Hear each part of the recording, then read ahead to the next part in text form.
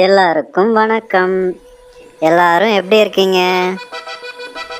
இன்னைக்கு நான் பூனை கதை சொல்ல போகிறேன். ஒரு ஊரில் ஒரு பூனை இருந்துச்சான். அதாவது குட்டி பூனையாம். அந்த குட்டி பூனை ஒரு வீட்டில் சாப்பிட்றதுக்கு ஏதாவது இருக்குமான்னு போய் தேடி பார்த்துச்சான். மிக்சர் இருந்துச்சான். உடனே அந்த மிக்சர் பாக்கெட்டை தூக்கிட்டு யாருக்கும் தெரியாமல் அதோட வீட்டுக்கு கொண்டு போயிருச்சான்.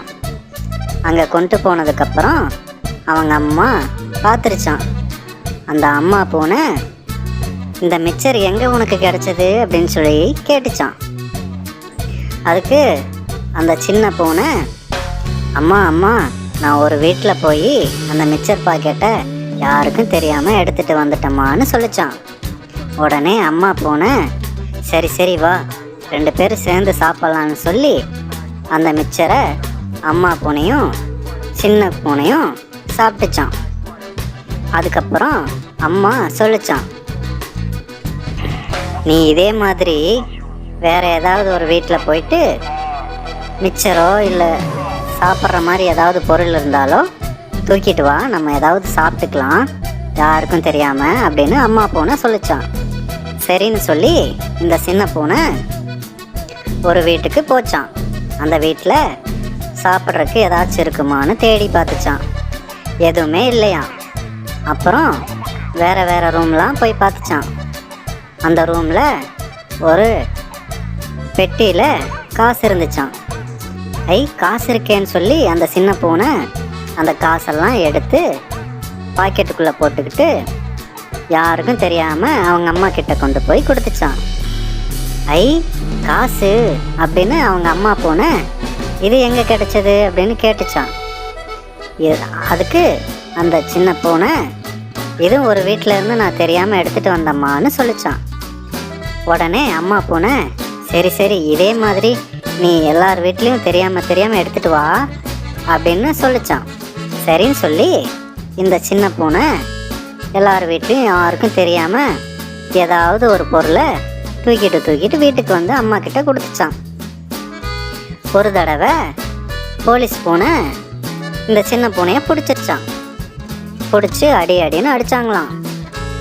சரி இந்த மாதிரி திருடுறது தப்பு இல்லையா அப்படின்னு சொல்லி சொன்னாங்களாம். அதுக்கு அந்த சின்ன பூனை அழுதுகிட்டே இருந்துச்சான். அப்புறம் அவங்க அம்மா பூனை, என் பையனை எதுக்கு அடிக்கிறீங்க அப்படின்னு சொல்லி போலீஸ் பூனை கிட்ட கேட்டுச்சான். ஏம்மா உன் பையன் வந்துட்டு திருடம்மா, அதனால தான் அடிக்கிறோம் அப்படின்னு சொல்லி அந்த போலீஸ் பூனைலாம் சொல்லிச்சான். சரி சரின்னு சொல்லி கேட்டுகிட்டே இருந்து அந்த சின்ன பூனை விலங்கு மாட்டுறப்ப அம்மா கிட்ட பேசிட்டு வந்துடுறேன்னு சொல்லிச்சான். சரின்னு சொல்லி அந்த போலீஸ் பூனை அந்த பூனையோட விலங்கை அவுத்து விட்டுச்சான். அந்த சின்ன பூனை அம்மா கிட்ட போய் உன் காது கொடுமா ஒரு விஷயம் சொல்லணும்னு சொல்லிச்சான். சரின்னு சொல்லி அம்மா பூனை காதை நீட்டுச்சான். அந்த சின்ன பூனை அம்மாவோட காதை நறுக்குன்னு கடிச்சு வச்சிருச்சான். அம்மா வலி தாங்க முடியாமல் ஐயோ அம்மான்னு கத்துச்சான். எதுக்குடா இப்படி காதை கடிச்ச அப்படின்னு அம்மா பூனை சின்ன பூனையை பார்த்து கேட்டுச்சான். அதுக்கு அந்த சின்ன பூனை, நான் முதல்லையே மிக்சர் யாருக்கும் தெரியாமல் திருடிட்டு வரும்போதே இது தப்புன்னு சொல்லியிருக்கலாம்லம்மா அப்படின்னு அந்த சின்ன பூனை அம்மா கிட்ட கேட்டுச்சான். இப்போ பாரு என்ன போலீஸ் பூனையெல்லாம் சேர்ந்து என்னை அடிக்கிறாங்க அப்படின்னு சொல்லி அந்த சின்ன பூனை சொல்லிச்சான். அதுக்கப்புறம் அவங்க அம்மா அழுதுச்சான். அந்த போலீஸ் பூனையெல்லாம் சேர்ந்து அந்த சின்ன பூனையை விலங்கு மாட்டி கூட்டிகிட்டு போயிட்டாங்களாம். அதனால் நான் என்ன சொல்கிறேன்னா, யார் வீட்டுக்கு போனாலும் சரி, நீங்கள் எங்கே போனாலும் சரி, எதையும் அவங்க பொருளை எடுக்கக்கூடாது.